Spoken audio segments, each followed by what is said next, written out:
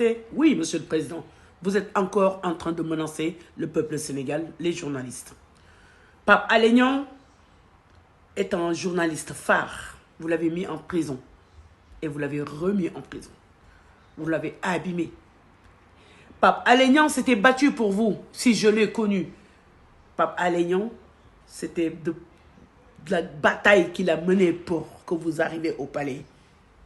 Quand il a versé des larmes, parce que vous êtes arrivé, Monsieur le Président, que vous, après vous retournez contre Pape Alé Niang, vous avez signé à ce moment-là la fin de la démocratie. Monsieur le Président, non. En Occident, on respecte les opposants. Les policiers n'étaient pas là en train de leur jeter des bombes lacrymogènes ou d'aller barricader devant chez lui. Non, les policiers sont juste au respect des droits de l'homme en Occident, ce qui n'est pas le cas au Sénégal. Il n'est pas normal de le convoquer à tort et en plus, la veille, d'aller barricader devant l'opposant Ousmane Sonko. Monsieur le Président, vous êtes en tort. Vous bafouez nos droits et libertés, notre démocratie. Quand vous parlez des forces de l'ordre, Monsieur le Président, c'est comme si ce sont vos forces de l'ordre. Non, Monsieur le Président, ce sont nos forces de l'ordre. C'est nous qui les payons. Les forces de l'ordre, l'armée, la gendarmerie, la police, c'est pour les Sénégalais et non pour vous. Alors arrêtez. Autorisez les manifestations. C'est la démocratie. Interdisez les grenades lacrymogènes jetées à tort sur les enfants. Ce sera votre rôle. Nous ne pouvons pas vous entendre, Monsieur le Président, parce que on a l'impression que face à la télé, on voit quelqu'un d'innocent. Vous êtes loin d'être innocent, Monsieur le Président. Arrêtez. Alors, à moi de vous demander, Monsieur le Président, pourquoi, quand vous parlez de violence, vous êtes vous-même dérangé? Mais ce n'est pas la population qui sème la violence. La provocation, l'indignation, les jets de lacrymogènes sur la population créent et mobilisent et favorisent surtout la violence. Alors, la légitime défense de la population, c'est quand, face de toi, quelqu'un est en train de tout faire pour t'éliminer, te jeter des bombes lacrymogènes qui tombent des fois dans les yeux des enfants, qui a déjà handicapé. Des enfants sont morts en 2021, toujours sans jugement. On attend, Monsieur le Président. Mais on n'a rien vu, mais ce n'est pas grave. Prononcez-vous. C'est la fin de vos haricots, de votre deuxième mandat. Sur la deuxième thèse de Monsieur le Président, il parle de l'agriculture. Il parle de manque d'engrais qui vient de la Russie. Monsieur le Président, vous vous êtes assise devant un peuple, un continent, qui ont voulu compter sur vous pendant 2 mandats. Aujourd'hui, vous êtes assis et vous dites qu'il faut des frigos de réfrigération sur 1 an que vous voulez financer. Nous, on ne vous demande pas de financer, on vous demande de prononcer la fin de l'échec de 12 ans, de 2 mandats déjà faits. Parce que ce n'est pas des réfrigérations que l'Afrique a besoin, mais des usines. Donc, vous n'avez pas compris l'attente de l'Afrique. Donc, vous avez gouverné pendant 12 ans, vous avez fait vos 2 mandats qui sont autorisés par la Constitution, vous avez fini. On vous dit que l'argent est détourné, Monsieur le Président, ça ne va pas aux paysans, aux agriculteurs. Vous répondez que c'est que des parodies. Moi, je dis que c'est faux. Monsieur le Président, Mame Mbaye Niang a volé 29 milliards CFA aux Sénégalais. Il n'est pas en prison aujourd'hui, mais il ose porter plainte. Pourquoi? Pourquoi le Sénégal parle de justice à 2 mesures? Je veux une réponse. Monsieur le Président, il y a un problème. Alors, Monsieur le Président, quand vous parlez du pétrole, vous-même vous dites, vous avez donné un chiffre de 600 000 milliards annuels qui devrait être pour le peuple. Mais pas pour que vous achetez un avion personnel, pas pour que vous achetez une immense yacht pour vous. Alors, quand un président fait un constat sur ces 2 mandats, déjà, il doit commencer par dire, pour la fin de mon 2e mandat, un des dernières lois que j'ai mises en place est une loi de contrôle sur le financement de toute cette richesse nationale.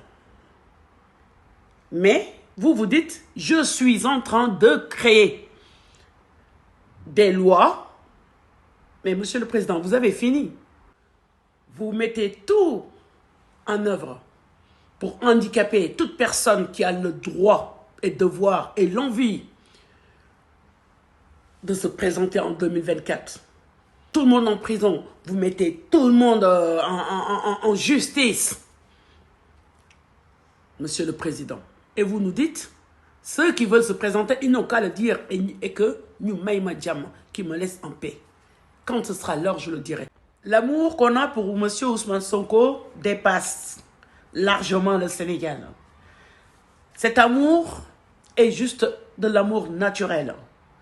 Parce que quelle injustice, mon pays, de comploter sur un être qui se lève et qui parle au nom des enfants de son peuple. Et Ousmane Sonko a su alerter les enfants. Arrêtez de prendre les bateaux.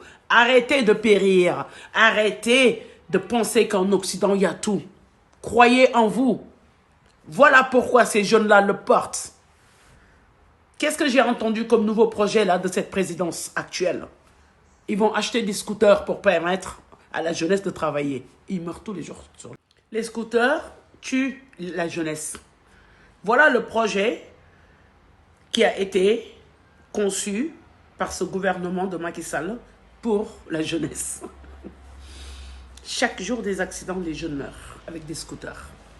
Voilà le projet pour la jeunesse. Monsieur Ousmane Sonko, c'est tout le contraire. Voilà, quand vous ne savez pas, pourquoi? Parce que j'ai eu droit à des questions comme ça. Beaucoup de fois, nombreuses fois par des apéristes. Pourquoi vous aimez comme ça Sonko? On ne l'aime pas Sonko, on le porte. Parce que Sonko, c'est nous. Nous nous identifions à Sonko. Parce que Sonko n'a rien contre l'Occident. Au contraire, vous faites du diviser pour mieux régner. Sonko veut qu'on travaille avec le monde, mais avec une justice sociale. Voilà, monsieur Sonko. Voilà, si vous voulez une explication. Oui, monsieur le président, bien sûr que ce sont des détenus politiques. Parce qu'ils ont parlé de la politique, de l'injustice de la politique actuelle, de votre politique actuelle du pays. Des complots, de Mambaignan qui volent 29 milliards et qui osent porter plainte. Sa place n'est pas devant les tribunaux contre un opposant, Mambaignan. Sa place est dans les prisons. Mais non, ce sont ceux qui en parlent que vous ordonnez qu'on les arrête. Monsieur le Président, Monsieur Ousmane Sonko, c'est pas Ousmane Sonko en sa personne. C'est le projet Sonko. C'est le projet de Ousmane Sonko qui est le projet du peuple. En grosso modo, pour vous expliquer, pour être explicite, le projet de Ousmane Sonko, c'est le projet des enfants du Sénégal. C'est le peuple, c'est les enfants, c'est le peuple. Le Sénégal compte 70% de son peuple sont des enfants. À peine plus de 25 ans. Le projet Ousmane Sonko, c'est le projet de la jeunesse. Voilà pourquoi nous, on est derrière. L'amour ne s'explique pas des fois. Si vous voulez qu'on vous explique ou qu'on vous fasse des dessins, pourquoi Sonko, pourquoi on l'aime, vous entendez quand je parle de lui, je vibre. C'est parce que ça touche le travail de l'opposition. Qu'une seule opposition possible au Sénégal, que le peuple attend impatiemment, on l'attend sciemment, c'est M. Ousmane Sonko. On le veut, que vous le voulez ou pas, c'est nous qui décidons, nous le peuple. Et nous le peuple, on a dit Sonko. Nangoulen liyal la dogal Sonko. Idrissa Seck, la transhumance, c'est possible avec M. le Président Macky Sall, pas avec M. Sonko. Donc, c'est à vous, M. le Président, de respecter la population sénégalaise et de vous prononcer. Sur ce discours-là, vous devez vous prononcer, comme vous l'avez vous-même souligné. Pourquoi, à votre avis, Monsieur le Président, tout le monde demande quand vous partez? Monsieur le Président, il faut faire quelque chose. Mais on vous remercie quand même de signaler ces richesses. Vous allez partir. Monsieur le Président, aujourd'hui, vous nous dites, à nous, le peuple qui vous avons élu en 2019, que vous avez mis aujourd'hui en place une bonne gouvernance. Mame Mbaye Niang est une bonne gouvernance, 29 milliards. Il faut respecter le peuple. Le peuple souffre. Le peuple a mal. Aujourd'hui, je pense qu'une visite psychiatrique serait nécessaire pour vous parce que là, il y a un problème.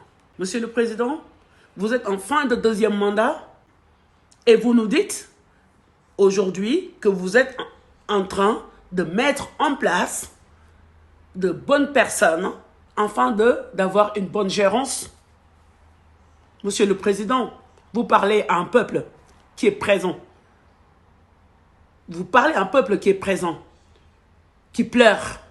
Il faut être un petit peu sérieux dans vos propos, Monsieur le Président. Vos mandats sont terminés, je pense. Il faut arrêter. Vous n'avez pas compris. Je suis désolé. Alors, pour tout le monde, cette première partie s'arrête là aujourd'hui.